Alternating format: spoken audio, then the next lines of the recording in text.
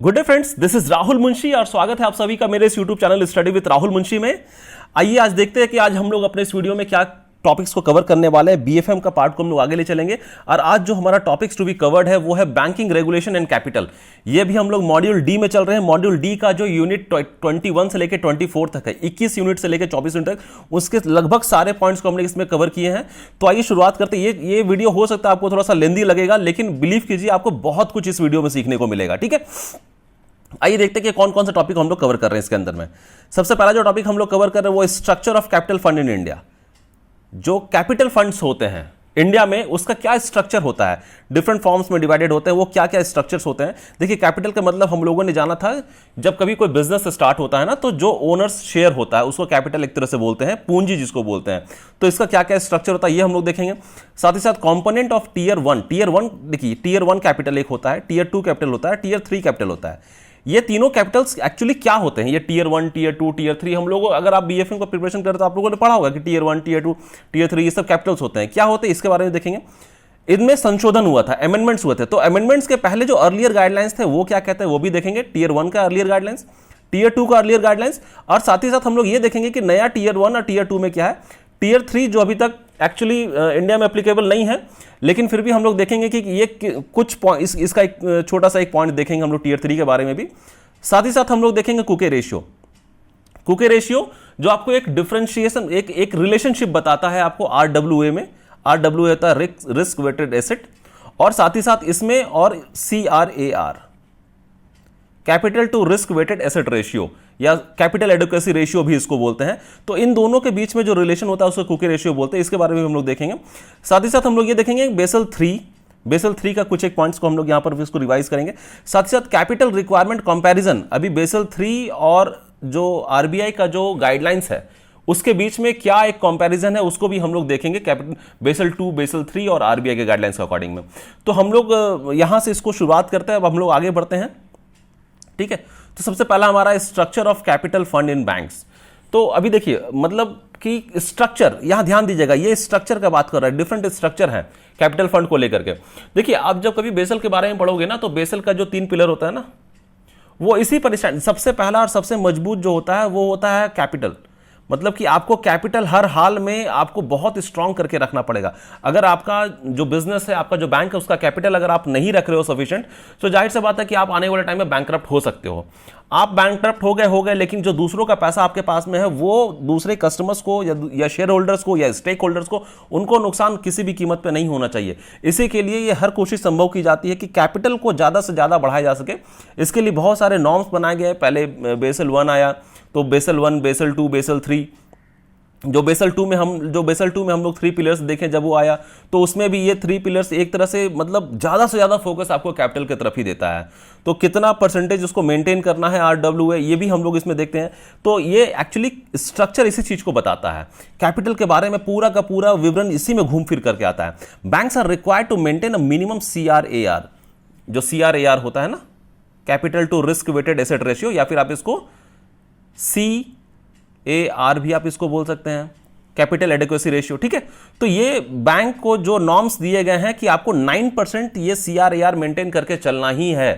9% आपको मेंटेन करके चलना है on an ongoing basis as per Basel 2 and RBI guidelines. Basel 2 और आरबीआई गाइडलाइंस के अकॉर्डिंग इंडियन जो बैंक है उनको ये CRAR 9% मेंटेन करके चलना है। ये आप एकदम दिमाग देखिए, यहां पर आपको फिगर्स में बहुत सारा फ्लक्चुएशंस देखने को मिलेगा। कभी 9%, कभी 8%, कभी 10.5%, कभी 11.5%। तो इन सभी पॉइंट्स को ना, इन सभी फिगर्स को अच्छे से फिट कीजिएगा कि हम लोग बेसल 2 का बात कर रहे हैं, बेसल 3 का बात कर रहे हैं, अकॉर्डिंग टू आरबीआई गाइडलाइंस का बात कर रहे हैं। अगर कभी आपको क्वेश्चन मिल रहा है या कभी आपको न्यूमेरिकल्स आ रहे हैं, न्यूमेरिकल्स अगर नहीं भी आते, क्वेश्चंस भी आ रहे हैं, अगर वहां पर आपको मेंशन किया हुआ है कि ये जो पॉइंट या जो फिगर्स आपको बताने हैं, ऑप्शंस में डिफरेंट आपको आंसर ऑप्शंस में आपको डिफरेंट फिगर्स रहेंगे, अगर उसमें मेंशन किया है कि आपको एज पर बेसल 3 बताना है, तभी आप बेसल 3 का ही पॉइंट को अपने हाईलाइट कीजिएगा आंसर में। अगर ऐसा कुछ भी नहीं लिखा है तो आप मान के चलिएगा कि ये एज पर आरबीआई गाइडलाइंस आपसे पूछा जा रहा है। ठीक है, ध्यान दीजिएगा। फिर आपको हमेशा एज पर आरबीआई गाइडलाइंस का जो टर्म्स एंड कंडीशन, जो पॉइंट बताए गए हैं, मैं जो भी बताऊंगा इसमें, उसको मेंशन करना है आपको। But now with implementation of Basel 3 framework, Basel 3 framework 1919 से ये स्टार्ट हो गया है। तो अभी जब से ये बेसल 3 फ्रेमवर्क इंट्रोड्यूस हुआ है ग्लोबली, मतलब कि केवल इंडिया में नहीं, साथ ही ग्लोबली पूरे वर्ल्ड में ये introduce, more capital funds is required against RWA. क्योंकि देखिए मैं आपको बता रहा हूं ना कि अब जैसे बेसल 1, बेसल 2, बेसल 3, आप जैसे जैसे इसमें आगे बढ़ते हो ना, आपको पता चलता है कि ये लोग कैपिटल पे कितना ज्यादा फोकस कर रहे हैं। क्योंकि हम लोगों ने पहले के कुछ केसेस में ऐसा देख रखा है कि कैपिटल जब इतना ज्यादा स्ट्रिक्ट नॉर्म्स नहीं थे तो कई एक सारे बैंक बैंकरप्ट हो गए, उसके पीछे में जो उनके कस्टमर्स थे, उनके स्टेक होल्डर्स थे, उनको कितना ह्यूज लॉसेस हुआ। ठीक है, नेक्स्ट यह Basel has prescribe 10.50% against earlier. पहले जो बेसल का जो नॉर्म था ना, पहले बेसल के नॉर्म के अकॉर्डिंग आपको CRAR जो होता है, या फिर इसको शॉर्ट फॉर्म में ये भी मान के चलिए CR कैपिटल एडिक्वेसी रेशियो, इसको बेसल के अकॉर्डिंग ये 8% था, आपको 8% मेंटेन करना होता था। लेकिन अभी फिर क्या किया, इसको बेसल ने बढ़ा करके 10.5% इसको कर दिया। इसका मतलब कि 2.5% आपको इसमें एक्स्ट्रा कर दिया। तो अभी ये 2.5% कहां पर ऐड होता है, इसको क्या बोलते हैं ये भी हम लोग देखेंगे। ठीक है, विथ 2.5% एडिशन एज बफर, इसको बफर बोलते हैं। जैसे होता है ना कि देखिए इस बफर का नाम होता है, ये हम लोग देखेंगे अभी, हम लोग सीसीबी क्या होता है ये हम लोग इसी वीडियो में इसको कवर करेंगे सीसीबी। तो ये बफर की तरह इसको रखा गया है। बफर हम लोग हमेशा समझते हैं ना कि बफर मतलब कि देखिए आपके पास कोई चीज ऐसा है जो आप सपोज कीजिए कि आपके पास में 2 पेयर शूज है, ठीक है, तो आपको लगता है कि यार मेरे को 1 पेयर शूज और लेना चाहिए, आप 1 पेयर शूज और ले लेते तो आपके पास में टोटल 3 पेयर शूज हो गए। कभी आप ऑफिस जा रहे हो तो एक लेदर शू यूज करते हो, कभी आप घूमने फिरने जा रहे हो तो आप स्नीकर्स यूज करते हो, कभी आप एक्सरसाइज करते हो तो आप स्पोर्ट शूज यूज करते हो। उसके अलावा भी आपको लगता है यार कि 1 पेयर शू मेरे पास और होना चाहिए, उसका आपको बहुत ज्यादा जरूरत नहीं है लेकिन जरूरत पड़ सकता है, तो उसको हम लोग बोलते हैं बफर। वो आप अपने पास में एक स्टॉक में रखते हैं। तो इसी बफर का यहां पर जिक्र किया जा रहा है, जिसको बेसल ने 2.5% से बढ़ा दिया। पहले वो 8% पे था, 8% से बढ़ा के 2.5% और बढ़ा गया, तो टोटल वो हो गया है 10.5%। ठीक है, ध्यान दीजिएगा, ये भी हम लोग बेसल के अकॉर्डिंग बात कर रहे हैं, आरबीआई के गाइडलाइंस के अकॉर्डिंग नहीं। ठीक है, तो ये हो गया। While banks in India as per RBI, देखिए अब हम लोग यहां पे जिक्र कर रहे हैं कि जो इंडियन बैंक्स है, जो आरबीआई के गाइडलाइन कहता है, वो क्या कहता है कि ये क्योंकि बेसल टोटल 10.5 मेंटेन करने के लिए बोल रहा है। जो भी देखिए ये एक्चुअली क्या होता है कि जो भी आपके पास में कैपिटल है, उसमें ये कैपिटल आपको केवल इसी पर्पस के लिए ही मेंटेन करके रखना है। जो CR जो होता है ना भाई, कैपिटल एडिक्वेसी रेशियो, CAR, आपके पास टोटल मान लीजिए 100 रुपीज है, उस 100 रुपीज में से 10.5 रुपया आपको केवल इसी पर्पस के लिए साइड करके रखना। आपके पास ये होना चाहिए यार, आप इसी पर्पस के लिए इस पूरे कैपिटल को इन्वॉल्व किए हुए हो। ये दिखाता है कि इन केस कभी अगर आपका बैंक बैंकरप्ट हो गया तो जो एम्प्लॉयज हैं, जो शेयर होल्डर्स हैं, जो स्टेक होल्डर्स हैं, जो कस्टमर्स हैं, उनका पैसा उनको वापस कर दिया जाए। अगर 100% वापस नहीं भी होता है तो मैक्सिमम हद तक वापस हो जाए, लेकिन ये तभी हो सकता है कि जब सफिशिएंट कैपिटल उस बैंक के पास में रहेगा।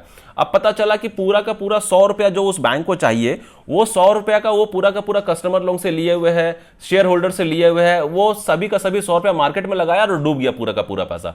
इसका मतलब कि ना शेयर होल्डर को कुछ वापस मिलेगा, ना कस्टमर्स को कुछ वापस मिलेगा। इसी के लिए ये जो 10.5% बोला जा रहा है बेसल के द्वारा, ये आपको साइड करके रखना है। ये नॉर्म्स है, इतना आपको मेंटेन करके चलना ही है। ये CAR के अंडर में आता है, CRAR बोलिए या CR बोलिए, ठीक है। लेकिन जब हम लोग इंडियन बैंक्स की बात करते हैं, जहां पर आरबीआई का रूल्स इंप्लीमेंट होता है, तो एज पर आरबीआई गाइडलाइंस ये रिवाइज्ड करके इसको 11.5% किया गया। मतलब कि वर्ल्ड के लिए पूरा बेसल बोल रहा है कि आप 10.5% मेंटेन करके चलो, लेकिन इंडियन बैंक्स के लिए आरबीआई का बोलना है कि आप उसमें 1% और ऐड करके चलो, आपको 11.5% ऐड करके चलना पड़ रहा है। मतलब कि जब हम लोग वर्ल्ड से इसको कंपेयर करते हैं, जो बेसल का रूल्स को मान रहे हैं, उसके अकॉर्डिंग हम लोग और सेफर साइड में हैं कि भाई ठीक है, हम लोग और थोड़ा कंजर्वेटिव होकर के चल रहे हैं। तो एक तरह से अच्छा ही है ये, as against 9% as per Basel 2, ठीक है। क्योंकि देखिए बेसल 2 में पहले ये 8% था, लेकिन इंडियन बैंक्स के जब इंडियन बैंक्स इसको कंप्लाई करते हैं आरबीआई गाइडलाइंस के अकॉर्डिंग, तो ये 9% था। लेकिन अभी जब ये बेसल के अकॉर्डिंग 10.5% हुआ, तो ये यहां पर भी 2.5% बढ़ के 11.5% हो गया। मतलब कि इस ये जो 9% है, इसमें भी 2.5% ऐड हुआ है, और ये बफर ऐड हुआ है 2.5%, और ये हो गया 11.5%, ठीक है। अब हम लोग देखते हैं आगे। देखिए आगे क्या है, the implementation of Basel 3 RBI guidelines in India is initiated. जो बेसल 3 है ना, बेसल 3 जो आरबीआई गाइडलाइंस उसके अकॉर्डिंग अपना जो भी चेंजेस लेकर के आए, इंडियन बैंक्स के लिए, वो इंडिया में इंप्लीमेंट किया गया, स्टार्ट हुआ, इनिशिएट किया गया इनफैक्ट 1 अप्रैल 2013 से। लेकिन ये एक्चुअली में कब से स्टार्ट हुआ, ये 31 मार्च 2019 से। मतलब 6 साल का टाइम दिया गया कि भाई ठीक है, हम लोग रूल्स बना दिए हैं बेसल के अकॉर्डिंग, बेसल 3 के अकॉर्डिंग आपको कंप्लाई करना इन सभी के लिए, लेकिन आपको इस केस में 6 साल का टाइम दिया जाता है। जैसे होता है ना कि अभी हम लोग बीएस, जो हम लोग मोटर व्हीकल्स में देखते हैं ना कि BS6 अभी हम लोग यूज कर रहे हैं, इसके पहले हम लोग बेसल 3 यूज करते थे, सडनली बेसल 4 यूज करने का ऑप्शन आ गया और बेसल 5 को स्विच करते हुए बेसल 6 अभी इंडियन गवर्नमेंट अपना लिया है। तो एक तरह से यही होता है कि भाई ठीक है, चलिए पहले हम लोग वर्ल्ड के लिए बेसल 1 चल रहे थे, फिर बेसल 2 आया, सभी के लिए बेसल 2 आया, आप भी फॉलो कर रहे थे। अब बेसल 2 की जगह बेसल 3 सडनली आ गया, तो उसके लिए हो सकता है कि कोई एक कंट्री रेडी नहीं हो सकता है कोई सेंट्रल बैंक रेडी नहीं हो उसके लिए, तो इसके लिए इसको 6 साल का समय दिया गया कि 6 साल आपको दिए जा रहे हैं। तो उस 6 साल के बाद आपको 31 मार्च 2019 से आपको ये जो भी बेसल 3 के अकॉर्डिंग जो टर्म्स कंडीशंस होते हैं उसको कंप्लाई करना पड़ेगा। ठीक है, all banks must comply the minimum stipulation of CRAR। तो पहले हमने देखा कि वो अगर बेसल के अकॉर्डिंग अगर हम लोग देख रहे हैं तो वो 10.5 है, लेकिन जब इंडियन बैंक्स के हम लोग आ रहे हैं जो RBI के गाइडलाइंस को मान रहे हैं वो 11.5 है। ठीक है, आगे बढ़ते हैं। Out of earlier prescribed of 9%, जो हम लोग देखे ना कि पहले 9% था, उसमें 2.5% का बफर ऐड हुआ, ध्यान दीजिएगा, पहले वो 9% था, उसमें 2.5% का बफर ऐड हुआ, वो जाकर के 11.5 हुआ। तो जो 9% था, RBI has advised the banks to maintain minimum 6% in tier 1 in bank. अभी देखिए, जो मैं टियर 1, टियर 2, टियर 3 का बात करते हैं ना, वहां पर आ रहा है। मतलब कि आप अभी देखिए, मोटा मोटी आप ये मान के चलिए कि टोटल जो RBI के अकॉर्डिंग जो आपको 9% थे, जो 9% आपको CRAR मेंटेन करना था, उस 9% में भी आपको टियर 1 में 6% मेंटेन करना था। ये कंपलसरी था, मिनिमम 6% आपको टियर 1 में मेंटेन करके चलना पड़ेगा। देखिए टियर 1 क्या होता है ये भी हम लोग समझेंगे इस वीडियो में। और जो बच गया 9% में, ये 3% जो बच गया ना, वो टियर 2 के लिए हो गया कि टियर 2 में आपको मैक्सिमम 3% आपको मेंटेन करके चलना होगा, ये था। ठीक है, तो ये बता रहा है कि 6% टियर 1 इन बैंक्स, अदरवाइज बैंक, देखिए अभी मान लीजिए कि जो 9% हम लोगों ने यहां पर देखा ना कि भाई 9% आपको मेंटेन करके चलना पड़ेगा CRAR, उसमें भी टियर 1 में आपको 6% मेंटेन करना पड़ेगा मिनिमम, और टियर 2 में आपको 3% मैक्सिमम आपको मेंटेन करना पड़ेगा। मान लीजिए कि कोई बैंक टियर 1 का 6% को मेंटेन करके नहीं चल पाया, तो देखिए कुछ एक एक्शन तो जाहिर सी बात है RBI लेंगे। साथ ही साथ एक मेजर इंपैक्ट क्या होता है कि वो कितना भी प्रॉफिट कर ले, वो बैंक जो होते हैं वो डिविडेंड नहीं दे सकते हैं, will not be allowed to declare dividend. अगर वो बैंक अपना जो टोटल 9% का जो शेयर था उनका CRAR का, उसमें से भी टियर 1 में उनको मिनिमम 6% रखना था। अगर वो टियर 1 में मिनिमम 6% नहीं रखे हैं तो वो बैंक प्रॉफिट भले ही कर लिए हो अपना लास्ट फाइनेंशियल ईयर में, वो डिविडेंड डिक्लेयर नहीं कर सकते हैं, नहीं दे सकते हैं डिविडेंड। ठीक है, ये एक मेजर ऑब्लिगेशन लगाया जाता है उनके ऊपर में। और टियर 2 जो होता है उसमें मैक्सिमम 3% मेंटेन करके चलना पड़ता है, ये हम लोग समझते हैं। अभी देखिए ये टियर 1, टियर 2, टियर 3 क्या होता है ये हम लोग समझते हैं।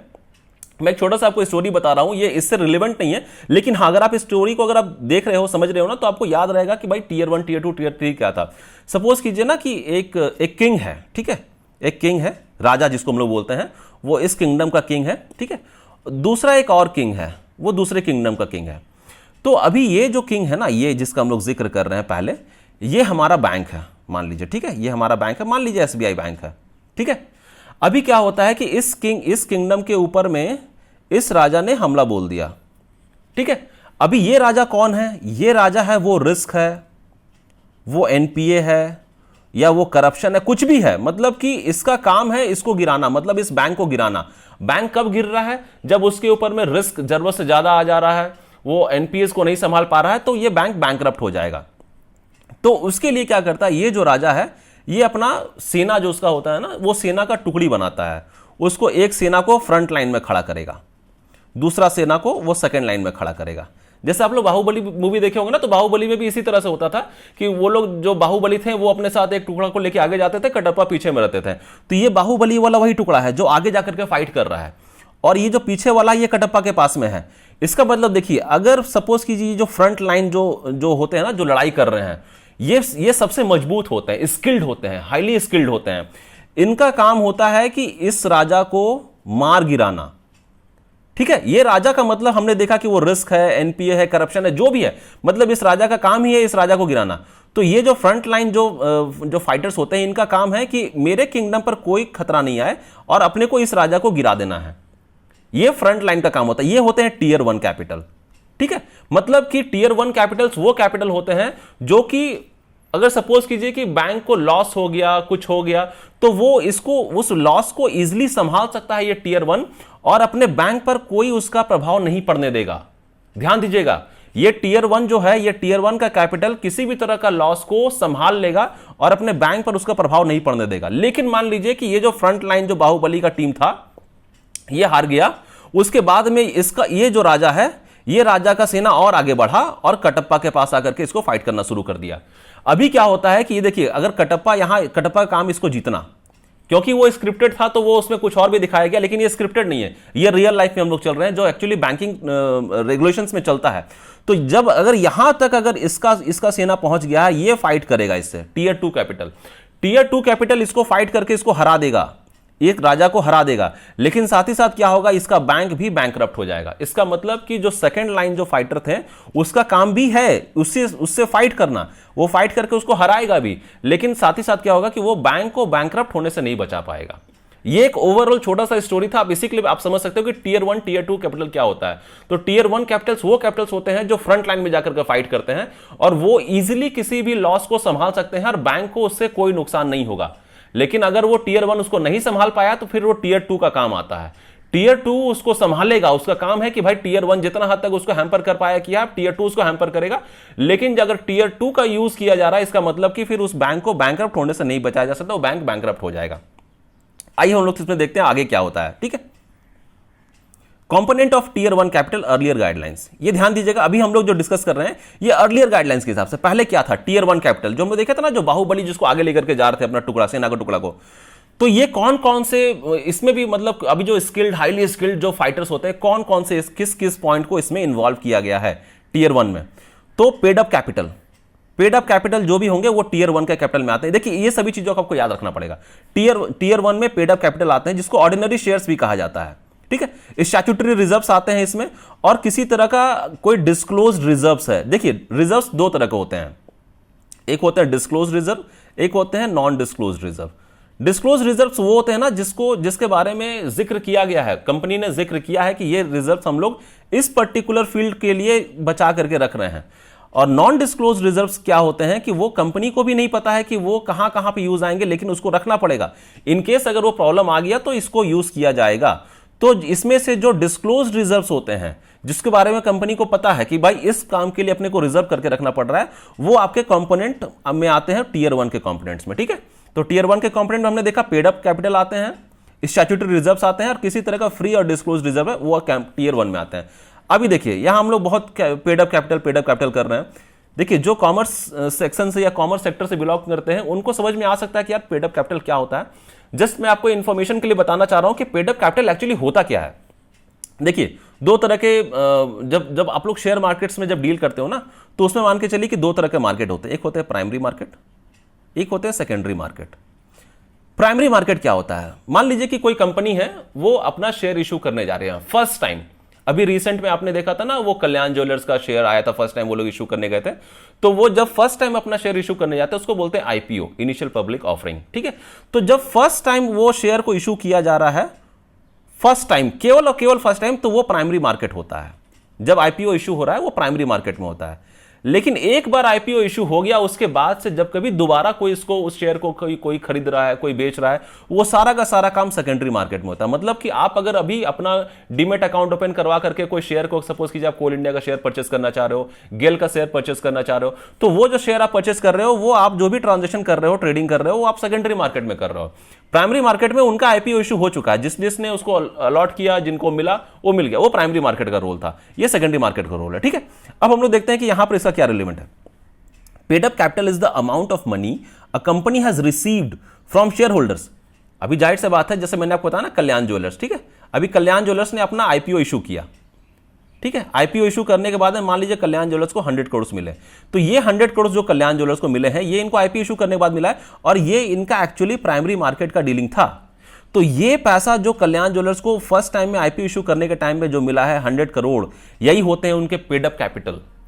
ठीक है, उसके बाद जब कभी भी वो कल्याण ज्वेलर्स का कोई शेयर, सपोज कीजिए आप परचेस कर रहे हो, आप बेच रहे हो, तो वो जो आप सपोज कीजिए आप परचेस कर रहे हो कल्याण ज्वेलर्स का शेयर, आपने मान लीजिए 10,000 रुपया दे करके शेयर परचेस किया, तो वो 10,000 रुपया वो कल्याण ज्वेलर्स के पास नहीं जा रहा है, वो 10,000 रुपया उस शेयर होल्डर के पास जा रहा है जिसने अपना शेयर को बेचा है।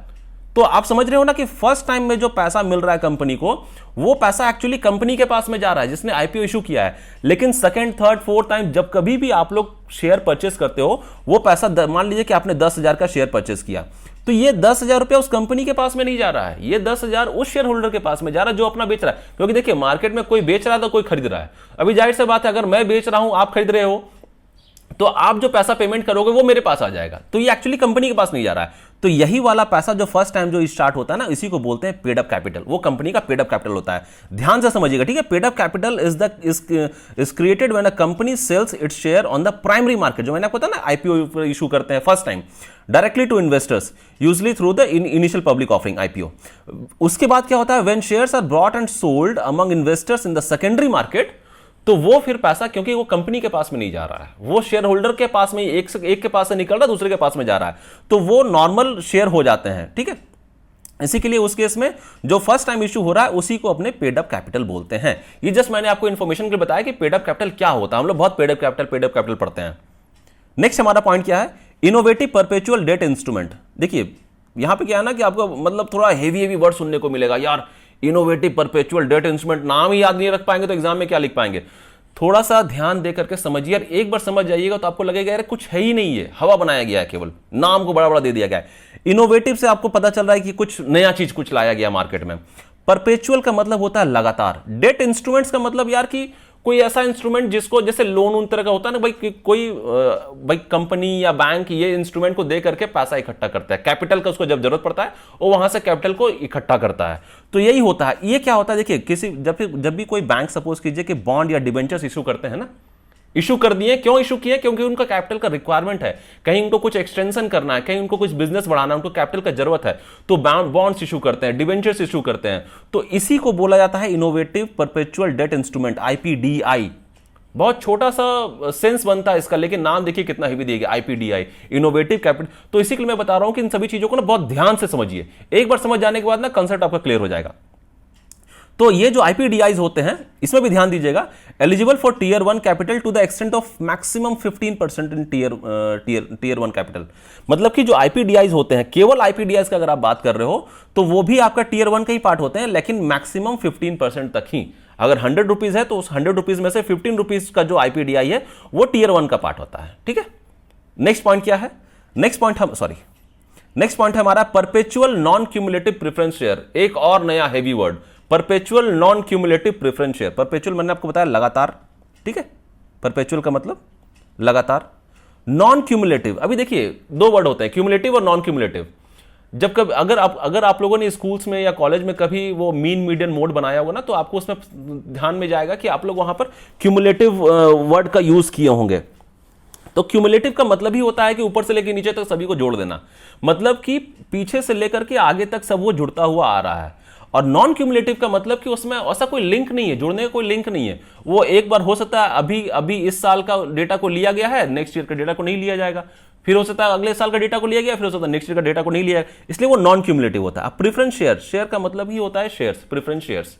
इसका मतलब देखिए, ये मैं आपको पहले ये बता देता हूं, क्योंकि देखिए ये जो पीएनसी पीएस होते हैं ना, perpetual non cumulative preference shares, ये भी आईपीडीआई की तरह टीयर 1 का ही पार्ट होते हैं। ये एक्चुअली इसका मतलब क्या होता है कि financial institutions which page the fix dividend, ये लोग क्या करते हैं ना, ये सब जब कभी इशू करते हैं, perpetual non cumulative preference share कभी कोई इशू करते हैं, तो इशू करने के अगेंस्ट में उनको पैसा मिलता है, उनको कैपिटल का जरूरत है, तो ये जब कभी इशू करते हैं तो उसके अगेंस्ट में ये लोग डिविडेंड देते हैं, फिक्स डिविडेंड देते हैं to the investors as long as the company is in business. जब तक कि वो कंपनी बिजनेस कर रही है तब तक वो उसको फिक्स डिविडेंड देते रहेंगे। Not entitled to any missed dividend. ध्यान दीजिएगा, यहां पर समझने का जरूरत है कि मान लीजिए कि 2015 में इसको इशू किया गया, ठीक है। 2015 के बाद 16 आया, 17 आया, 18 आया, चलते जा रहा है। यहां पर डिविडेंड दिया कंपनी ने, यहां पर डिविडेंड दिया कंपनी ने। 2017 में नो डिविडेंड नहीं दिया, 2018 में फिर डिविडेंड दिया। तो जो शेयर होल्डर होते हैं ना, वो 2017 का जो उनको डिविडेंड नहीं मिला है वो उसके लिए क्लेम नहीं कर सकते हैं, क्योंकि ये perpetual non cumulative preference share है। नॉन क्यूमुलेटिव, ध्यान दीजिएगा, कि अगर ये 2017 में वो कंपनी ने डिविडेंड नहीं दिया है इस इंस्ट्रूमेंट के अगेंस्ट में, तो कोई शेयर होल्डर उस डिविडेंड को क्लेम नहीं कर सकते हैं। ये इसका मतलब ही वही हो रहा है। ठीक है, अब हम लोग देखते हैं subject to maximum of 40%। IPDI के केस में हमने देखा था 15%, यहां पर subject to maximum of 40% of tier 1 capital taking into account of IPDI plus PNCPS. IPDI plus PNCPS दोनों को मिला करके ये मैक्सिमम 40% आप टीयर 1 में ले सकते हैं। आईपीडीआई इसके पहले हमने देखा ना ऊपर वाले केस में, सॉरी ये आईपीडीआई हमने देखा, ये आईपीडीआई प्लस जो अभी हमने देखा यहां पर पीएनसीपीएस, इन दोनों को मिला करके मैक्सिमम 40% तक ही आप टीयर 1 कैपिटल में ले सकते हैं। अभी सपोज कीजिए कि जो 40% से ऊपर हो जाता है उसका क्या करना है, excess of these to over 40%। अगर 40% से ऊपर हो जाता है क्या हो जाता है, आईपीडीआई प्लस पीएनसीपीएस, इनोवेटिव जो हमने देखा, इनोवेटिव प्रेफरेंस शेयर्स, और जो हमने ये परपेचुअल वाला देखा नॉन क्यूमुलेटिव प्रेफरेंस शेयर्स, अगर ये 40% से ऊपर होते हैं can be treated as tier 2 capital. ये टीयर 2 कैपिटल में चले जाते हैं। ध्यान दीजिएगा 40% तक आईपीडीआई प्लस पीएनसीपीएस दोनों का जो वैल्यू इकट्ठा होता है 40% तक टीयर 1 में रहता है। टीयर 1 से जहां पर ये 40% से ऊपर चला गया वो टीयर 2 में चले जाते हैं, and these are called upper tier 2 capital. ध्यान दीजिएगा ये एग्जाम में पूछे जाते हैं कि what are upper tier 2 capitals. तो अपर टीयर 2 कैपिटल्स वो कैपिटल्स होते हैं जो आईपीडीआई और पीएनसीपीएस के 40% के ऊपर जो रहते हैं वो अपर टीयर 2 कैपिटल होता है, क्योंकि 40% और उसके बिलो वाले तो टीयर 1 में आ रहे हैं। ठीक है, उसके बाद क्या है, capital reserve arising out of sale proceeds of assets. किसी तरह का कोई अगर एसेट्स को बेचा जा रहा है उसके अगेंस्ट में कब अगर कोई कैपिटल क्रिएट किया जा रहा है तो वो भी आपके टीयर 1 में आते हैं। मतलब हम लोग देख रहे हैं कि ये टीयर 1 जो फ्रंट लाइन जो फाइटर्स थे बाहुबली के साथ में, इसके साथ में कौन कौन सा हाईली स्किल्ड फाइटर्स जा गए थे, वो यही लोग गए थे। ठीक है, एक बार जस्ट हम लोग इसका नाम को दोहरा लेते हैं कि किसको हम लोग बोले टीयर 1। ये हम लोगों ने, आप ध्यान दीजिएगा ये जो हम लोग देख रहे हैं, हम लोग अर्लियर डिस्कशंस देख रहे हैं कि पहले का डिस्कशन के हिसाब से ये क्या था। तो ये इसमें पेड अप कैपिटल थे, स्टैट्यूटरी रिजर्व्स थे, किसी तरह का डिस्क्लोज रिजर्व्स था वो भी इसमें आता था। हमने देखा कि पेड अप कैपिटल एक्चुअली होता क्या है। फिर इनोवेटिव परपेचुअल डेट इंस्ट्रूमेंट्स हमने देखा आईपीडीआई जो 15% तक टीयर 1 में होते हैं। फिर हमने देखा कि perpetual non cumulative preference share PNCPS और आईपीडीआई दोनों को मिला करके जो 40% तक रहता है वो टीयर 1 में रहता है, उसके ऊपर वाले टीयर 2 में चले जाते हैं और उसको बोला जाता है अपर टीयर 2 कैपिटल। उसके बाद में हमने देखा कि capital reserves arising out of sales proceeds से अगर कोई कैपिटल रिजर्व्स आ रहा है, कोई किसी तरह का एसेट्स को बेचा जा रहा है और उसको बेचने के अगेंस्ट में कोई कैपिटल रिजर्व हो रहा है तो उसको भी हम लोग टीयर 1 में डालते हैं। और टीयर 1 ये हम लोगों ने पुराना वाला देखा। अब हम लोग देखते हैं कि जो एक्चुअली में जो टीयर 1 कैपिटल है, क्योंकि ये तो हमने देखा अर्लियर गाइडलाइंस, देखिए बहुत ज्यादा चेंजेस आपको देखने को नहीं मिलेगा पुराने वाले और अभी के हिसाब से, लेकिन कुछ एक चेंजेस हैं। तो अभी के हिसाब से हम लोग देखते हैं कि टीयर 1 कैपिटल एक्चुअली क्या है। देखिए tier 1 capital should be in the nature of going concern capital. ध्यान दीजिएगा ये वर्ड पूछे जाते हैं कि गोइंग कंसर्न कैपिटल ये टीयर 1 को बोला जाता है या टीयर 2 को बोला जाता है। ठीक है, तो गोइंग कंसर्न मतलब चल रहा है, गोइंग कंसर्न मतलब अभी वो चल रहा है, गोइंग में है वो। तो ये क्या होते हैं, capital which can absorb losses without triggering bankruptcy of the bank. मैंने आपको बताया ना कि जो फ्रंट लाइन फाइटर्स होते हैं ये इधर वाले राजा का जितने भी सेना रहेंगे इन सभी को फाइट करके हरा देंगे, इनका काम है। और ये जो राजा है अपना जो मेन राजा है इस पर कोई भी किसी तरह का प्रॉब्लम नहीं आएगा, मतलब कि ये बैंक बैंकरप्ट नहीं होगा। यही होता है टीयर 1 का काम, इसको बोला जाता है गोइंग कंसर्न कैपिटल। ठीक है, the components of CET1 would broadly consist of. अभी देखिए जो CET1 होते हैं ना, कॉमन इक्विटी टीयर 1, अभी ये कॉमन इक्विटी टीयर 1 में कौन कौन से कंपोनेंट्स होते हैं वो हम लोग देखते हैं। वो होते हैं पेड अप इक्विटी शेयर, जो कॉमन शेयर हमने समझा पहले भी। ठीक है, फिर शेयर प्रीमियम, जो शेयर का जो प्रीमियम होता है वो भी इसमें इसका पार्ट होता है। स्टैट्यूटरी रिजर्व्स, किसी तरह का कोई टैक्सेस या स्टैट्यूटरी रिजर्व्स बना के रखा गया है, वो टीयर 1 का पार्ट होता है, क्योंकि ये सब हाईली स्किल्ड फाइटर्स हैं, क्योंकि ये पहले जाकर के फाइट करते हैं। उसके बाद कैपिटल रिजर्व्स, जो हम लोगों ने देखा कि अगर किसी तरह का एसेट्स का अगर सेल प्रोसीड्स हो रहा है उसके अगेंस्ट में कोई कैपिटल रिजर्व्स हो रहा है तो वो भी टीयर 1 का पार्ट होता है। ठीक है, नेक्स्ट देखते हैं अदर डिस्क्लोज रिजर्व्स। अगर किसी तरह का कोई रिजर्व है जिसको डिस्क्लोज किया गया है कि भाई ये हमारा इस पर्पस के लिए हमने रिजर्व किया है, तो ये डिस्क्लोज रिजर्व्स भी टीयर 1 का पार्ट होते हैं। फिर क्या है, balance in profit and loss account at the end of the previous year. End of the previous year में जो बैलेंस आता है प्रॉफिट एंड लॉस अकाउंट में, वो भी टीयर 1 का पार्ट होते हैं। ये सभी पॉइंट्स को आपको याद रखना पड़ेगा।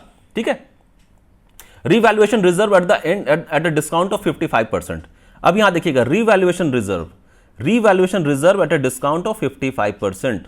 यहां ध्यान दीजिएगा कि पहले ये जो था ना, ये पहले टीयर 2 का पार्ट था, टीयर 2 का पार्ट था, revaluation reserve at a discount of 55%। इसका मतलब कि ये जो रिवैल्यूएशन रिजर्व होते हैं इसमें 55% का डिस्काउंट रहता है, और जो आपको फिगर लेना है वो 45% लेना है। मतलब कि मान लीजिए कि अगर रिवैल्यूएशन रिजर्व का जो टोटल वैल्यू है वो 100 है, तो 100 में 55% तो आपका डिस्काउंट हो गया है, तो जो आपको लेना है वो आपको 45% ही लेना है। तो ध्यान दीजिएगा कि इसमें कंफ्यूज नहीं करना है, 45% आपको लेना है क्योंकि 55% का इसमें डिस्काउंट है। And this was part of earlier, this was part of tier 2 capital. ध्यान दीजिएगा, ये पूछा जाता है। नेक्स्ट पॉइंट क्या है, फॉरेन करेंसी ट्रांसलेशन रिजर्व। जो फॉरेन करेंसी ट्रांसलेशन रिजर्व किसी तरह का है अप टू, यहां पर भी क्या है, डिस्काउंट ऑफ 25%, ये भी टीयर 1 का पार्ट होता है। और यहां पर क्या है, deferred tax asset maximum 10% of CET1, ये भी आपका टीयर 1 का पार्ट होता है। इन पॉइंट्स को आपको याद रखना पड़ेगा। तो टीयर, जो ये हमने देखा कि अभी के हिसाब से टीयर 1 का कैपिटल, जो टीयर 1 कैपिटल है वो क्या है। अब हम लोग देखते हैं एडिशनल टीयर 1 कैपिटल, जो हमने यहां पर देखा ना, PNCPS perpetual non cumulative preference shares और innovative perpetual debt instruments IPDI, ये दोनों एडिशनल टीयर 1 कैपिटल का पार्ट होते हैं। ये एग्जाम में पूछा जाता है। ध्यान दीजिएगा कि जो एडिशनल टीयर 1 कैपिटल का पार्ट होते हैं वो PNCPS होते हैं और IPDI दोनों एडिशनल टीयर 1 कैपिटल का पार्ट होते हैं। साथ ही साथ जो स्टॉक सरप्लस होते हैं arising out of issue of instruments included in additional tier 1 capital, वो भी आपके एडिशनल टीयर 1 कैपिटल के पार्ट होते हैं। ठीक है, तो ये हमने देखा एडिशनल टीयर 1 कैपिटल। अब हम लोग देखते हैं कि हमारा उसके बाद जो पॉइंट है वो क्या है।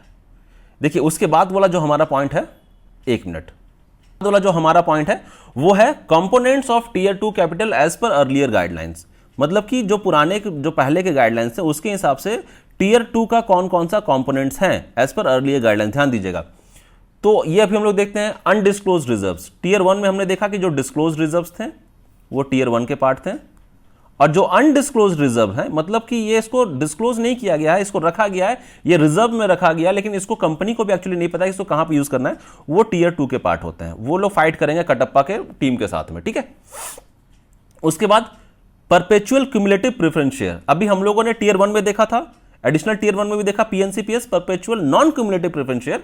अभी टीयर 2 का क्या होता है, perpetual cumulative preference share. Perpetual cumulative मतलब यहां पर नॉन नहीं है, इसका मतलब देखिए सब कुछ वो PNCPS और PCPS दोनों ही सेम होते हैं। अभी डिफरेंस क्या होता है, PNCPS के केस में हमने क्या देखा कि जब भी कंपनी इसको इशू करती है PNCPS को और एक फिक्स डिविडेंड देती है अपने इन्वेस्टर्स को, तो वो कभी क्या होती है कि कभी अगर कोई मिस हो गए, कोई कंपनी डिविडेंड नहीं दे पाई किसी फाइनेंशियल ईयर में, तो जो इन्वेस्टर्स होते हैं वो लोग उस शेयर को क्लेम नहीं कर सकते हैं। ये PNCPS में था। लेकिन जो परपेचुअल क्यूमुलेटिव प्रेफरेंस शेयर, नाम से ही पता चल रहा है कि क्यूमुलेट हो रहा है, ये इकट्ठा होते जा रहा है। मतलब कि अगर इस ईयर में नहीं मिला तो आपको आगे मिल जाएगा वो। तो यही उसका मतलब होता है कि financial instruments which pay a fixed dividend to the investor as long as the company is in business, जब तक वो कंपनी बिजनेस कर रही है, entitle to dividends that were missed. अगर कभी कोई 2017 केस में हमने देखा था कि वो मिस हो गया था, तो यहां अगर 2017 केस में मिस भी हो जाता तब भी जो इन्वेस्टर्स आते हैं उसको क्लेम कर सकते हैं और उनको मिलेगा। जब भी कंपनी PCPS इशू करती है तो वो उस केस में अगर कभी कोई डिविडेंड कंपनी मिस भी कर देती है तो उसको आगे देना पड़ेगा। ठीक है, तो ये होता है PNCPS और PCPS दोनों का डिफरेंस। तो PNCPS हमने देखा टीयर 1 में था, उसमें भी एडिशनल टीयर 1 में था, और जो PCPS है परपेचुअल क्यूमुलेटिव प्रेफरेंस शेयर, ये हमने देखा टीयर 2 का पार्ट है as per earlier guidelines. Next है revaluation reserve at a discount of 55%। ये मैंने आपको बताया ना, ये रिवैल्यूएशन रिजर्व पहले टीयर 2 का पार्ट था और अभी फिर ये टीयर 1 में चला गया है। यहां ध्यान दीजिएगा, इसके पॉइंट के रिगार्डिंग में एग्जाम में क्वेश्चन पूछे जाते हैं। पहले earlier this revaluation reserve it was a part of tier 2 capital, now it is a part of tier 1 capital.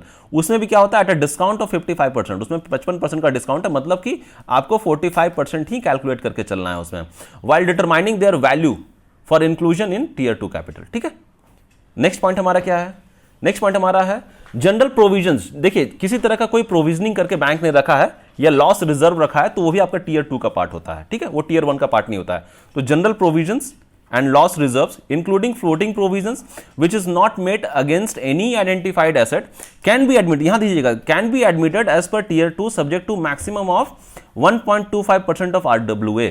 जो जनरल प्रोविजंस या लॉस रिजर्व किसी तरह का कंपनी ने अगर रखा है, फ्लोटिंग प्रोविजंस रखा है, तो उसका मैक्सिमम 1.25% ऑफ RWA आप टीयर 2 में उसको ले सकते हैं। ठीक है। नेक्स्ट पॉइंट है hybrid debt capital instrument. Debt capital instrument मतलब कि वैसा इंस्ट्रूमेंट जिसके थ्रू, जैसे आप किसी तरह का लोन होता है ना कि भाई इस इंस्ट्रूमेंट को इशू करके कैपिटल रेज किया जाता है, तो इसी तरह का कोई हाइब्रिड डेट इंस्ट्रूमेंट अगर है कैपिटल इंस्ट्रूमेंट तो वो टीयर 2 का पार्ट होता है। उसके बाद में क्या है, सबऑर्डिनेट डेट्स। सबऑर्डिनेट डेट्स क्या होते हैं, long term unsecured loans. Long term unsecured loans fully paid with minimum maturity of 5 years and minimum left out maturity of 1 year, but this is limited to 50% of tier 1 capital. यहां ध्यान दीजिएगा, ये जो tier 1 capital का 50% के लिए इसमें limitations दिया गया है जो सबऑर्डिनेट डेट होते हैं इसको। तो सबऑर्डिनेट डेट्स एक्चुअली क्या होते हैं कि लॉन्ग टर्म अनसिक्योर्ड लोन्स, ध्यान दीजिएगा, लॉन्ग टर्म अनसिक्योर्ड लोन्स होते हैं जिसका जो मिनिमम मैच्योरिटी 5 years का है और मिनिमम लेफ्ट आउट मैच्योरिटी वो 1 year का है। और यहां पर क्या है कि limited to 50% of tier 1 capital. ठीक है। नेक्स्ट पॉइंट अभी क्या है हमारा, नेक्स्ट पॉइंट हमारा है अपर टीयर 2 एलिमेंट। अपर टीयर 2 एलिमेंट भी इसी टीयर 2 का पार्ट होता है। एक्सेस ऑफ 40% ऑफ पीएनसीपीएस और आईपीडीआई, हमने देखा था ना वो जब टीयर 1 के केस में कि जो पीएनसीपीएस और आईपीडीआई का इकट्ठा मिलाकर जो 40% है वो आते हैं आपके टीयर 1 में, लेकिन जहां ये 40% से ऊपर चले जाते हैं ये चले जाते हैं टीयर 2 में। टीयर 2 में भी ये अपर टीयर 2 एलिमेंट्स कहलाते हैं। ठीक है।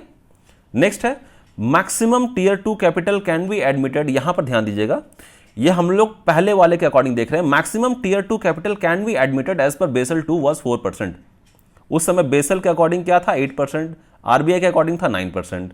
तो उसमें भी बेसल 2 का क्या कहना था कि 4%, ये जो टीयर 2 होता है इसमें भी 8% के केस में टीयर 1 और टीयर 2, 9% के केस में भी टीयर 1 और टीयर 2। तो बेसल के अकॉर्डिंग क्या था कि जो टीयर 2 होगा यहां पर मैक्सिमम 4% रखा गया था। और हमने आरबीआई के अकॉर्डिंग क्या देखा था कि जो टीयर 1 था उसमें मिनिमम 6% होगा और जो टीयर 2 था वो उसमें मैक्सिमम 3% होगा। तो ये बेसल के अकॉर्डिंग कहा जा रहा है कि इसमें जो टीयर 2 कैपिटल है उसको मैक्सिमम 4% रखा गया है 8% में out of, but in India maximum can be 3%। मैंने बताया ना आपको, मिनिमम टीयर 1 में जो होता है वो 6% होता है आउट ऑफ टोटल 9%। ये हम लोग पहले वाले के हिसाब से देख रहे थे। अब हम लोग देखते हैं कि एक्चुअली में टीयर 2 कैपिटल क्या होता है अभी के हिसाब से। तो टीयर 2 जैसे हमने देखा था ना टीयर 1 को हम लोगों ने क्या कहा था, टीयर 1 को हम लोगों ने कहा था गोइंग कंसर्न, मतलब वो चल रहा है, वो आगे जाकर के फाइट कर रहा है, हाईली स्किल्ड फाइटर्स। लेकिन जब हम लोग सेम टू सेम जब हम लोग इसका बात करते हैं टीयर 2 कैपिटल का, तो टीयर 2 कैपिटल को कहा जाता है गॉन कंसर्न, गया, मतलब उसका काम नहीं। देखिए काम का तो है वो, मतलब कि ये फाइट करेगा, जो सामने से जो राजा के जो टुकड़ी आ रही है उससे फाइट करेगा, लेकिन बदले में ये अपना राजा को नहीं बचा पाएगा। इसका मतलब कि capital which would absorb the losses, जो लॉस हुआ है उसको एब्जॉर्ब कर लेगा only in a situation of liquidation of the bank. मतलब बैंक लिक्विडेट हो जाएगा, बैंक को मतलब दिवालिया हो जाएगा और उस केस में जो लॉसेस हुआ है उस सभी को वापस कर दिया जाएगा। इसी के लिए इसको गॉन कंसर्न कहा जाता है। ये पीछे कटप्पा, मतलब कटप्पा अगर घायल हो गया, वो मर गया, इसका मतलब कि अब ये इस सेना को यहां घुसने से कोई नहीं रोक पाएगा। इसका मतलब अगर वो बचा भी लेता है तो ये पूरा का पूरा ये जो राजा है ये मरेगा, साथ में साथ इसको ही मार देगा, दोनों ही मरेगा। यही इसी के लिए इसको कहा जाता है गॉन कंसर्न। ठीक है, ये टीयर 2 कैपिटल होता है।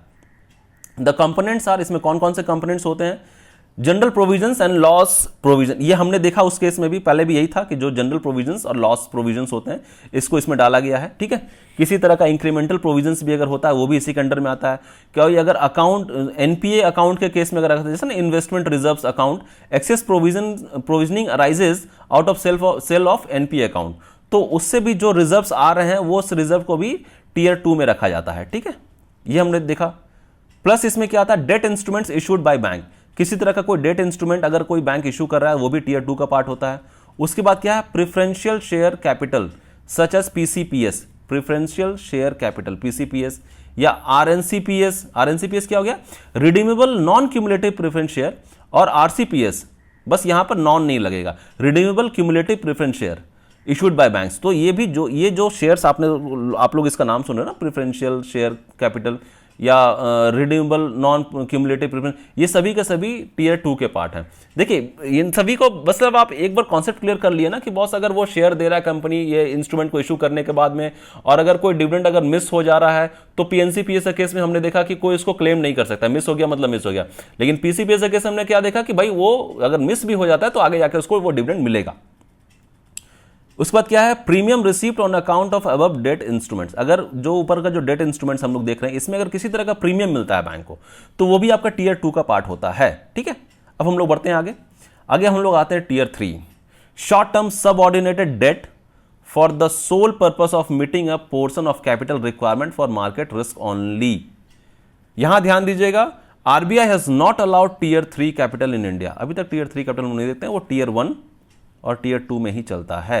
ठीक है, उसमें एक और पॉइंट हम लोग क्या देख रहे हैं, short term subordinate debt, meaning उसका क्या मीनिंग होता है, शॉर्ट टर्म सबऑर्डिनेट डेट जो होता है meaning tenure of 2 years, minimum 10 years of 2 years, मतलब मिनिमम 2 साल के लिए अगर कोई डेट इंस्ट्रूमेंट इशू किया जा रहा है, लोन किसी टाइप का दिया जा रहा है तो उसको शॉर्ट टर्म सबऑर्डिनेट डेट कहा जाता है, मिनिमम 2 साल के लिए दिया जाता है। It is restricted to 71.50% maximum, मतलब कि ये 71.5% मैक्सिमम तक इसको इशू किया जा सकता है against CRAR for market risk in a bank only, and remaining जो इसमें जो 71.5% में जो 28% बच गया है must be compensated by tier 1 capital. इसको टीयर 1 कैपिटल के अगेंस्ट में इसको कॉम्पनसेट किया जाता है। यहां ध्यान दीजिएगा, ये बाइफर्केशंस को याद रखिएगा। ये बेसल 2 में जो टीयर 2 में जो है ये 71.5% आपका आता है, ये मैक्सिमम होता है जब कभी CRAR के अगेंस्ट में, मार्केट रिस्क के अगेंस्ट में इशू किया जा रहा है तो 71.5% का इसको रेस्ट्रिक्शन दिया जाता है शॉर्ट टर्म सबऑर्डिनेट डेट्स को। और इसमें जो भी 28.5% जो बचा हुआ जा रहा है must be compensated by tier 1 capital of the bank. Tier 1 capital का जो बैंक का जो टीयर 1 कैपिटल है उसके अगेंस्ट में 28.5% इसको इशू किया जाता है। It means ratio of tier 3 and tier 1 can be maximum. जो टीयर 3 होता है वो 250%, अगर आप इंटू 3 कर दोगे तो लगभग इतना आएगा। इसी के लिए कहा जाता है, लगभग 2.5% कर दोगे, 2.5 गुना कर दोगे तो इतना आएगा आपका। इसी के लिए कहा जाता है कि टीयर 3 और टीयर 1 का जो यहां पर जो रेशियो होता है वो 250% of tier 1 capital of market risk और द रेशियो ऑफ 2.5:1 होता है। ठीक है, 2.5:1। तो tier 3 and tier 1 required for market risk for a bank. तो ये हमने देखा टीयर 3 को भी। अब हम लोग देखते हैं कुके रेशियो, थोड़ा इंपॉर्टेंट है, इस फॉर्मूला को भी याद रखिएगा, इसको भी याद रखिएगा। कुके रेशियो क्या होता है, देखिए कुके रेशियो में जैसे मैंने आपको पहले ही बताया ना कि this is the relationship between RWA risk weighted asset और CRAR capital to risk weighted asset ratio, या फिर CAR कैपिटल एडिक्वेसी रेशियो। इस दोनों के बीच का जो रिलेशनशिप बताता है उसको बोलते हैं कुके रेशियो। ठीक है, अभी ये CRAR का फॉर्मूला क्या होता है, कैपिटल जो कैपिटल है, ठीक है, capital into 100 divided by RWA risk weighted asset. Total capital को आप 100 से डिवाइड कर दीजिए, उसको आप RWA से डिवाइड कर दीजिए, जो भी आपका रिस्क वेटेड एसेट है ना उससे आप उसको डिवाइड कर दीजिए, तो ये आपका फॉर्मूला के तहत जो भी आपका फिगर आएगा वो एक्चुअली कुके रेशियो होता है। ठीक है, अभी क्या है, RWA मींस RWA ऑन, अभी जो है ना रिस्क वेटेड एसेट, ये रिस्क वेटेड एसेट केवल क्रेडिट और मार्केट रिस्क में नहीं, ये आपको ऑपरेशनल रिस्क में भी होगा। देखिए हम लोगों ने देखा था कि बेसल वन में आपका क्रेडिट रिस्क चल रहा था और मार्केट रिस्क का भी पार्ट चल रहा था, और एक्चुअली में जब बेसल 2 आया तो वहां पर से हमने देखा कि ऑपरेशनल रिस्क भी उसका एक पार्ट हो गया। तो ये तीनों को मिला करके जो इकट्ठा होता है ये RWA तीनों को अपने अंडर में समाये रखता है। RWA means RWA of credit risk, market risk और ऑपरेशनल रिस्क तीनों होगा। And as per RBI minimum 9% as per the Basel 2 and now it is 11.5%। मतलब हमने देखा ना कि जो CRAR है वो RBI के हिसाब से मिनिमम 9% होना ही है। उसमें भी 9% में हमने उस समय क्या देखा था कि टीयर 1 में 6 और टीयर 2 में 3, मतलब ये 6 आपका मिनिमम रहना है और 2 आपका मैक्सिमम रहना है। अभी हम लोग देखेंगे कि जो अभी रिसेंट में जो भी जिस तरह से चल रहा है, क्योंकि उसमें फिर जब हमारा बफर ऐड हुआ ना 2.5% का, जब हमारा बफर ऐड हुआ तो 9 से बढ़कर ये 11.5 हो गया। यही 11.5 यहां पर आपको दिख रहा है, तो ये 11.5 के हिसाब से भी हमारा बाइफर्केशन क्या है वो भी हम लोग देखेंगे। उसके पहले हम लोग देखेंगे कि बेसल 3 का कुछ एक पॉइंट्स को हम लोग कवर करते हैं यहां पर। In order to strengthen the regulatory system, BCBS Basel Committee of Banking Supervision has introduced a global regulatory framework for more resilient banks। देखिए मैंने बताया ना कि टाइम टू टाइम ये लोग अपना कुछ ना कुछ टर्म्स एंड कंडीशंस, नॉर्म्स बाहर लेके आते हैं ताकि जो कैपिटल जो बैंक का होता है उसको और मजबूत दिया जाए, ताकि किसी तरह का कोई लॉस हो तो उसको इजिली वो बैंक एब्जॉर्ब कर पाए। So Basel 3 is only a continuation of efforts of Basel 1 and Basel 2। तो Basel 1 और Basel 2 में जो हमने देखा उसी का कंटिन्यूएशन आपका Basel 3 है। ठीक है, RBI has implemented Basel 3, उसका डेट RBI ने जो दिया था वो था अप्रैल 2013 से, लेकिन जब फुल्ली इंप्लीमेंट हुआ वो 31 मार्च 2019 से, मतलब 6 साल का टाइम दिया गया था इंडिया को आरबीआई ने। ठीक है, अभी हम लोग देखते हैं प्रोपोज्ड बेसल 3 का पॉइंट्स। प्रोपोज्ड बेसल 3 का कुछ एक पॉइंट्स क्या है, बेटर कैपिटल एडेक्वेसी। ठीक है, अभी देखिए शुरू से हम लोग देख रहे हैं कैपिटल कैपिटल कैपिटल, तो सभी जगह कैपिटल है। अभी आरडब्ल्यूए जो हमने देखा, ठीक है, आरडब्ल्यूए रिस्क वेटेड एसेट, तो ये एक्चुअली ये कैपिटल एडेक्वेसी ही वही है। तो किस तरह से अपने को जो कैपिटल का जो फॉर्म है ना उसको बेटर एडेक्वेसी, मतलब एडेक्वेट कैपिटल रहना है, सफिशिएंट कैपिटल रहना है, किसी तरह का कोई लॉस अगर बैंक को होता है तो उसको इजिली अब्सॉर्ब कर पाए। ठीक है sorry, it means higher loss absorbing capacity. Bank के पास में अगर किसी तरह का कोई लॉस होता है तो बैंक उसको इजीली एब्जॉर्ब कर पाए, उसका छीटा जो होता है ना मतलब अगर वो बैंक उसको एब्जॉर्ब नहीं कर पाया तो वो लॉस का जो आप बोल सकते हो ना भाई छीटा पड़ गया, तो वो शेयर होल्डर्स के ऊपर भी जाएगा, कस्टमर्स के ऊपर भी जाएगा, मतलब उनका सारा जमा पूंजी खत्म हो जाएगा। The bank resulting when the bank B stronger, अगर बैंक बहुत स्ट्रांग है तो वो मतलब किसी भी तरह का लॉस को इजीली अब्जॉर्ब कर सकता है। ठीक है, उसके बाद क्या है, कैपिटल कंजर्वेशन बफर। यही बफर जो हम लोगों ने डिस्कस किया था ना, सीसीबी, मैंने आपको बताया था इसी वीडियो में पहले भी, सीसीबी जो 2.5% का बफर जो ऐड किया गया है वही होता है सीसीबी, कैपिटल कंजर्वेशन बफर। इस बफर को ऐड किया गया, तो इस बफर को ऐड करने से पहले हमारा आरबीआई के अकॉर्डिंग जो सीआरएआर था वो 9% था। अभी जब इसमें सीसीबी ऐड कर दिया गया तो सीसीबी कितना है, 2.5% का होता है। तो 2.5% ऐड करने के बाद में अब जो हमारा फिगर आता है वो होता है 11.5%। इसको ध्यान दीजिएगा कि ये सीसीबी से पहले, ये जो कैपिटल कंजर्वेशन बफर से पहले जो आरबीआई के अकॉर्डिंग जो हमें सीआरएआर मेंटेन करना था वो था 9%, अभी भी 9% है, लेकिन अभी क्या है कि इसमें कैपिटल कंजर्वेशन बफर को ऐड कर दिया गया है, तो टोटल अब ये बन जाता है 11.5%। मतलब सीआरएआर तो है ही आपका 9%, साथ ही साथ सीसीबी आपका 2.5% मिलकर के 11.5% हो जाता है। ठीक है, उसके बाद क्या है, काउंटर साइक्लिकल बफर। ये भी सेम टू सेम उसी तरह का बफर ही है, aims to increase capital requirements. ठीक है, aims to increase capital requirement in good times of the bank and decreases the same at bad times. मतलब कि जब कभी कोई बहुत अच्छा बिजनेस चल रहा है बैंक का, तो बैंक जब ग्रो कर रहा है तो उस टाइम पे आपको ये बफर को और इंक्रीज करके रख लेना है, और ताकि जिस टाइम पे बैंक का जब बैड टाइम चलेगा तो इसी बफर को यहां पर यूज करके इसको फिर से वापस खड़ा करना है। ठीक है, तो ये होता है काउंटर साइक्लिकल बफर। मतलब आप समझ रहे हो कि जब ये साइकिल की तरह चल रहा है, जब कभी बिजनेस अच्छा चल रहा है बैंक का तो ये आप इसको ऊपर करो, फिर जब कभी बिजनेस डाउन हुआ बैंक का तो आप इसको यूटिलाइज करके फिर से वापस बैंक ऊपर करो। ठीक है, इसलिए इसको काउंटर साइक्लिकल बफर कहा जाता है। The buffer will range from 0.5% to 2.5%, consisting of common equity tier 1 capital of CET1 capital. ठीक है, अभी CET1 जो होता है कॉमन इक्विटी टीयर 1 कैपिटल, उसका रिक्वायरमेंट क्या है, उसका रिक्वायरमेंट हम लोग देखते हैं। CET1 has been increase from existing 2% to 4.5%। पहले जो CET1 था वो 2% था, उससे बढ़ा करके उसको 4.5% कर दिया गया RWA का, रिस्क वेटेड एसेट का 4.5%। The overall tier 1 capital is increase from 4% to 6%। मैंने आपको इस वीडियो को शुरू में ही कहा था ना कि हमें बहुत सारे फिगर्स देखने को मिलेगा, कभी 4% हो रहा है, कभी 8% हो रहा है, कभी कुछ 11.5% हो रहा है, कभी 10.5%। तो अभी हम लोग इस वीडियो के लास्ट में भी देखेंगे कि ये इसको कैसे हम लोग बाइफरकेट करके इजिली याद रख सकते हैं। ठीक है, मैंने आपके लिए एक चार्ट भी बनाया वहां पर। तो although minimum CRAR will remain 8% level, yet the required capital will increase to 10.5%। क्योंकि हमने देखा कि पहले अगर आप बेसल 2 का बात कर रहे हो तो बेसल 2 ने आपको CRAR मेंटेन करना कितना का है, वो 8% का है, लेकिन हम लोग 9% क्यों कर रहे हैं, क्योंकि हमें आरबीआई ने कहा है। ठीक है, तो अभी ये सॉरी, तो जब कभी ये अभी जो हमने जो सीसीबी देखा ना, कैपिटल कंजर्वेशन बफर, जब वो 2.5% इसमें ऐड हो गया तो ये 8 से बन गया 10.5 और ये 9 से बन गया 11.5। ठीक है, इसी चीज को यहां पर इसको बताया गया है। लिवरेज रेशियो में भी बहुत तरह का रेशियोज हम लोग देखते हैं। तो एक्चुअली लिवरेज रेशियो क्या होता है कि ये बताता है कि जो डेट्स होते हैं, जो लोन होते हैं, वो कितना लोन जरूरत है किसी भी कंपनी का या बैंक का फाइनेंशियल ऑब्लिगेशंस को मीट करने के लिए, तो उसी के हिसाब से उस कंपनी को लोन देना चाहिए। अभी मान लीजिए कि एक कंपनी है, ठीक है, एक कोई कंपनी है, उसको जरूरत है 5 करोड़ लोन का। ठीक है, 5 करोड़ लोन का उसको जरूरत है। आपने क्या किया, उसको लोन सैंक्शन कर दिया 25 करोड़ का। उसको जरूरत 5 करोड़ का ही है, लेकिन आपने सैंक्शन कर दिया 25 करोड़ का, तो जाहिर सी बात है ये 20 करोड़ जो आपने उसको एक्स्ट्रा सैंक्शन किया है वो उसका दुरुपयोग करेगा, क्योंकि उसको जरूरत ही नहीं है इसका। अगर उसका दुरुपयोग करता है तो जाहिर सी बात है कि वो अकाउंट एनपीए होगा। इसी के लिए ये जो लिवरेज रेशियो होता है, ये लिवरेज रेशियो एक्चुअली यही बताता है कि उस कंपनी के ऊपर में कितना फाइनेंशियल ऑब्लिगेशन है, कितना उसको फाइनेंशियली हेल्प चाहिए उसका अपना कंडीशन जो उनका रिक्वायरमेंट को मीट करने के लिए। तो टोटल डेट जो लोन के फॉर्म में, total debt to meet financial obligation, ये आपका लिवरेज रेशियोस बताता है। बहुत तरह का रेशियोस होता है, इसके बारे में हम लोग हमारे आने वाली वीडियोस में देखेंगे। ठीक है, आगे बढ़ते हैं। ये चार्ट के बारे में मैं आपको बता रहा था, ये चार्ट को थोड़ा सा ध्यान से देखिए।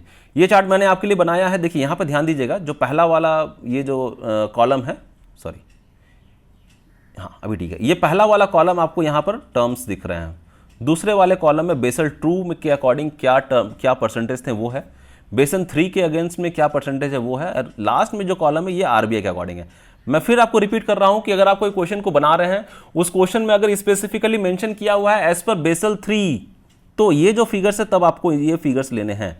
अगर कुछ भी मेंशन नहीं किया हुआ है तो आप मान लीजिए कि वो क्वेश्चन आपसे एज पर आरबीआई पूछ रहा है, और आरबीआई के अकॉर्डिंग में ये सारे फिगर जो मैं अभी आपको बता रहा हूं ये फिगर एप्लीकेबल होंगे। ठीक है, अभी देखिए ए में क्या है, A is equals to B plus D minimum C R A R. ये हम लोग देखें कि अगर हम लोग बेसल 2 के अकॉर्डिंग देखते हैं 8% है, बेसल 3 में भी 8% है, लेकिन आरबीआई क्या कहता है कि हमें थोड़ा सा और कंजर्वेटिव में चलना, तो हम लोग इसको 9% मानेंगे। तो ये मिनिमम सी आर ए आर हमारा हो गया 9%।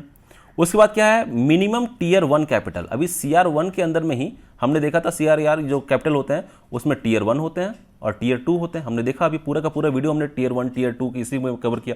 तो इसके अंदर में जो मिनिमम टीयर 1 में जो कैपिटल जो उसको रखना है, वो बेसल क्या कहता है, बेसल कहता था बेसल 2 कहता था कि इस 8% में से 4% आपको रखना है टीयर 1 में, बाकी जो 4% रह गया वो आपको टीयर 2 में रखना है। लेकिन बेसल 3 फिर क्या कहता है, इस 8% में से आपको 6% रखना है टीयर 1 में, बाकी जो 2% रह गया वो आपको रखना है टीयर 2 में।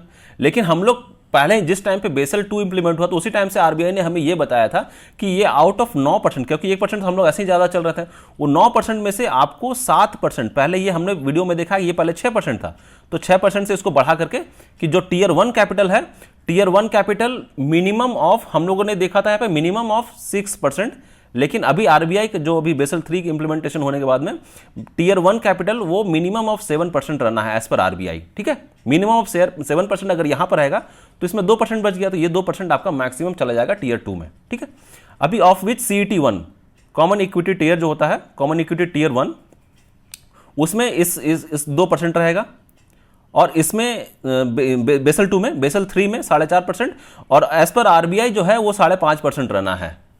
ठीक है, मतलब कि 5.5% इसका रहेगा। इसमें सी जो बता रहा है ये मिनिमम टीयर 1 कैपिटल का of which CET 1 common equity tier 1, मतलब टीयर 1 के अंदर में जो कॉमन इक्विटी टीयर 1 है उसमें 7% से जो 5.5% है वो सीईटी 1 में ही रहना है।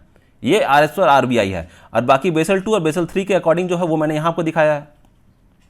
अभी मैक्सिमम टीयर 2 कैपिटल, जाहिर सी बात है ये जो टीयर 1 हमने यहां पर देखा इसमें जो बच गया वो टीयर 2 में आ जाएगा।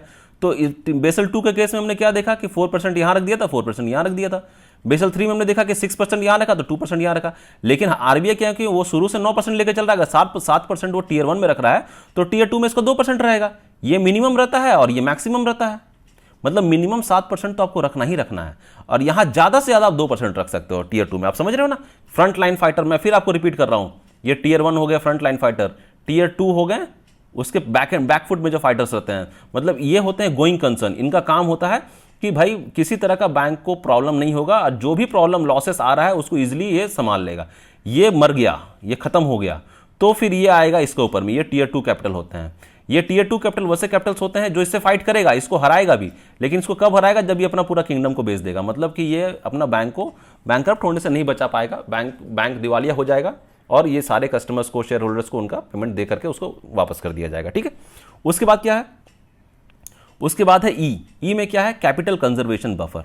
इसके बारे में हमने देखा सीसीबी, यहां ध्यान दीजिएगा, सीसीबी से पहले अगर बेसल के अकॉर्डिंग देख रहे हैं तो 8% था, आरबीआई के अकॉर्डिंग देख रहे हैं तो वो 9% है। ठीक है, तो ये सीसीबी ऐड होने के बाद क्या हो गया, ये सीसीबी बेसल 2 में था ही नहीं। सीसीबी आया आपका जब बेसल 3 आया, वहां पर सीसीबी ऐड हुआ। हमने अभी तुरंत में इस वीडियो को मैं एक स्लाइड पहले देखा है कि 2.5% यहां ऐड हो गया, तो 8 से बन गया 10.5, और जब ये 2.5% आपका आरबीआई के अकॉर्डिंग ऐड हो गया तो जो 9% था वो बन गया 11.5। ठीक है, ये सीसीबी ऐड होने के बाद अभी एफ में क्या है, एफ में आता है सी प्लस ई, सी हो गया सीईटी, ये हो गया 1 कॉमन इक्विटी टीयर 1, और ई में आ गया ये जो बफर हमने ऐड किया यहां पर। तो इस दोनों को ऐड करने के बाद ये 7% हो गया, और यहाँ जब हम लोग इस दोनों को ऐड करते हैं तो ये 8% हो गया। इसका मतलब कि जो टीयर 1 में भी जो CET1 होता है, कॉमन इक्विटी टीयर 1, उसके लिए 5.5% आरबीआई ने हमें बताया। हमने बफर देखा 2.5%, दोनों मिला करके 8% हो गया। ठीक है, अभी हम लोग आगे देखते हैं, आगे हमारा क्या है, आगे हम लोग देख रहे हैं, आगे यहां पर हमारा, अभी हमने F देखा, सॉरी, अब हम लोग यहां पर G देखते हैं। G क्या है, G = A+E। तो ये आपको यही दो चीज को बता रहा है। ई में हमने ये कैपिटल कंजर्वेशन बफर को देखा, प्लस जो इनिशियल स्टेज में जो आपको दिया गया था टोटल CRAR जो मेंटेन करना था। तो जो टोटल CRAR बेसल के अकॉर्डिंग मेंटेन करना था, अगर आप लोग बेसल 2 में देख रहे हो तो वो 8% ही था, क्योंकि यहां पर कोई बफर नहीं था, तो 8% का 8% रह गया। लेकिन जब बेसल 3 का आप अकॉर्डिंग देख रहे हो तो वहां पर 2.5% कैपिटल बफर ऐड हुआ है। बेसल ऑलरेडी 2.5% था, तो ये दोनों ऐड होकर के 10.5% बन गया। और जब कभी हम लोग आरबीआई के अकॉर्डिंग देख रहे हो तो ये यहां पर जब से बेसल 3 एप्लीकेबल हुआ है, तब से कैपिटल बफर यहां पर और ऐड हो गया 2.5%। तो ये 2.5% ऐड हुआ है, पहले से हमारे पास 9% था, तो ये 9% और 2.5% ऐड होने के बाद में 11.5% ये बन गया। तो ये चार्ट आपको मतलब एकदम क्लियर कट पिक्चर दे देगा कि कैसे आपको फिगर्स में बाइफर्केट करना है बेसल 2, बेसल 3 और आरबीआई के अकॉर्डिंग में। ठीक है, तो ये एक बार अब हम लोग रिवीजन पे आ गए हैं, तो फटाफट एक बार से हम लोग फटाफट इस सभी पॉइंट्स को एक बार रिवाइज कर लेते हैं। बहुत सारे इंपॉर्टेंट पॉइंट्स हमने आज डिस्कस किए हैं। जो CRAR होते हैं वो 9% मेंटेन करना होता है एज पर आरबीआई। अगर बेसल में देखोगे तो वो 8% के अकॉर्डिंग मेंटेन करना होता है। CRAR क्या होता है ये भी हमने देखा। CRAR बोलिए या फिर ये CAR बोलिए, कैपिटल एडिक्वेसी रेशियो बोलिए। बेसल 3 के अकॉर्डिंग हमने देखा कि कुछ एक फ्रेमवर्क में चेंजेस आया था, वो क्या होता है। प्लस हमने ये भी देखा कि जो अगर बेसल के अकॉर्डिंग जब हम लोग इसमें 10.5% बफर को ऐड करने के बाद हो गया था, तो ये जब आरबीआई के अकॉर्डिंग हम लोग देखते हैं तो वो 11.5% हो गया था, क्योंकि ऑलरेडी हम लोग 9% पे चल रहे हैं, 1% हम लोग और कंजर्वेटिव होकर चलते हैं। ठीक है, ये इंप्लीमेंट कब हुआ था, ये बेसल 3 इंप्लीमेंट हुआ था, ये इनिशिएट किया गया था 1 अप्रैल 2013 को, और फाइनली ये 31 मार्च 2019 से ये इसको कंप्लाई करने का आदेश था। ठीक है, उसके बाद हमने देखा कि किस तरह से जो 9% का जो CRAR मेंटेन करना, उसमें से 6% और 3% था इनिशियल में। ये 6% आपको टीयर 1 में मेंटेन करना था, और ये मिनिमम था, ध्यान दीजिएगा, मिनिमम 6%, और मैक्सिमम 3% आपका टीयर 2 में था। ठीक है, ये हमने देखा। प्लस उसके बाद हमने देखा यहाँ पर कंपोनेंट्स, कौन कौन से कंपोनेंट्स होते हैं जो पहले अर्लियर गाइडलाइंस के हिसाब से टीयर 1 के पार्ट थे। ठीक है, तो उसमें पेड अप कैपिटल था, पेड अप कैपिटल के बाद में स्टैट्यूटरी रिजर्व्स था, उसके बाद में डिस्क्लोज रिजर्व्स थे। तो पेड अप कैपिटल क्या होते हैं ये भी हमने समझा।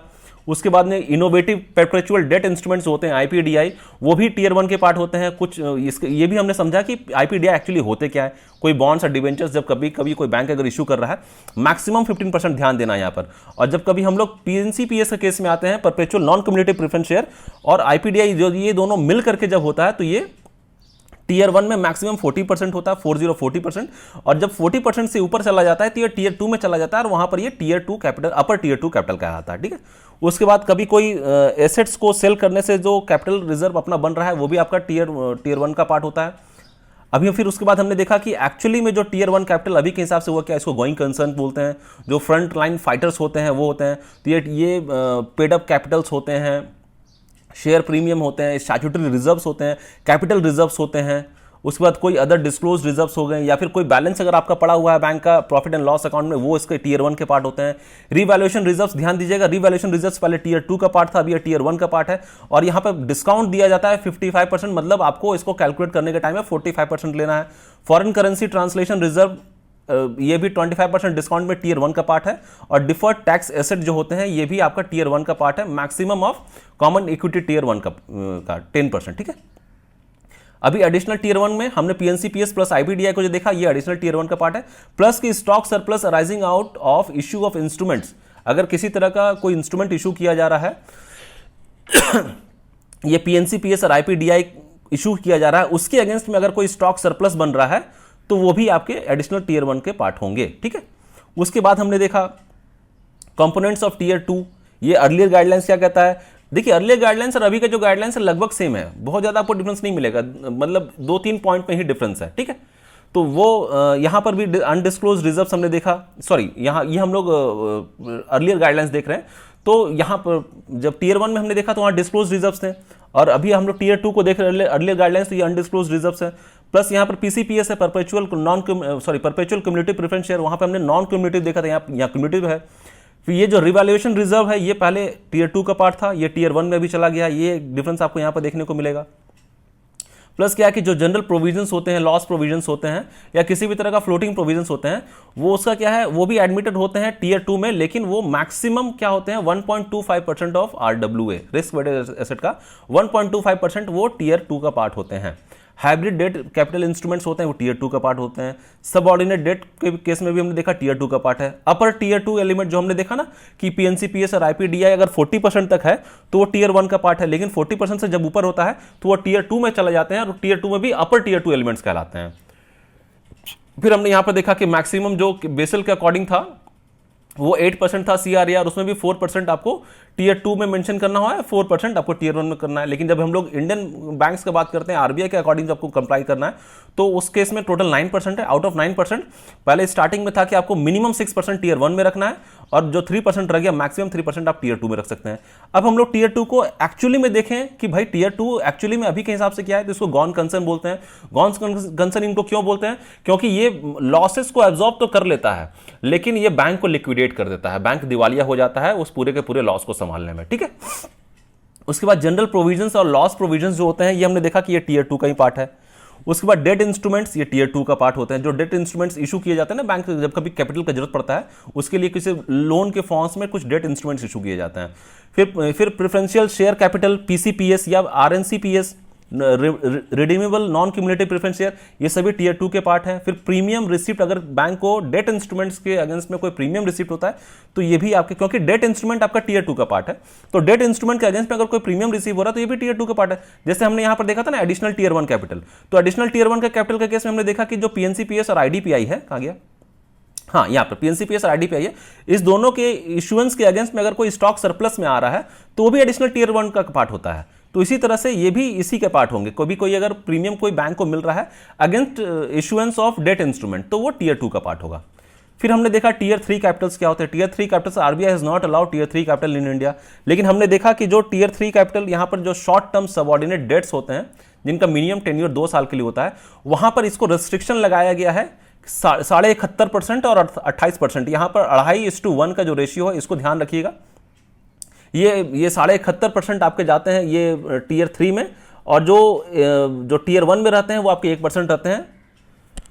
और फिर हमने कुके रेशियो को देखा। कुके रेशियो में हमने देखा कि जो आरडब्ल्यू है तो रिस्क वेटेड एसेट, और CRAR capital to risk weighted asset ratio या कैपिटल एडेक्वेसी रेशियो, इन दोनों के बीच का रिलेशनशिप होता है ये कुके रेशियो।